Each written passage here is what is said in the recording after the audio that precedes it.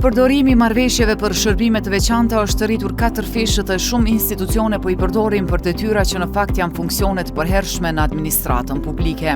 Monitorimi Demokraci Plus gjatë vitit 2025 ka evidentuar 95 angazhime të tilla në nivel qendror dhe lokal, edhe pse këto kontrata lidhen përmes prokurimit publik, në praktik ato po përdoren në një zonë grimes prokurimit dhe menaxhimit të burimeve njerëzore. Shumica mbulojnë punë të përditshme si artim projektesh, menaxhim dokumentesh, raportim, monitorim dhe mbështetje juridike, detyra që zakonisht kryen nga stafi i brendshëm. Shpesh këto angazhime bëhen me orar të plotë dhe kontrata të njëpasnjëshme, duke u shndruar në punësim të rregullt, por jashtë konkurseve publike, siç tregojnë edhe rastet në vijim. Në zyrën e kryeministrit, një ish zyrtar i prokurimit u angazhua 2 muaj pas pensionimit për të njëjtat detyra, duke krijuar konflikt interesi. Në Ministrinë e Arsimit, një ekspert i angazhuar përkohësisht kalon më pas në punësim të rregullt. Në Vushtri, ish drejtori i prokurimit rikthehet për funksione të ngjashme. Në Prishtinë, një menaxhere kontratave vlerëson ekspert që i kanë mbikëqyrur më parë. Në Kamenicë dhe Klin, kontraktohen ekspert juridik, edhe pse komunat kanë zyret e tyre ligjore. Në tërësi,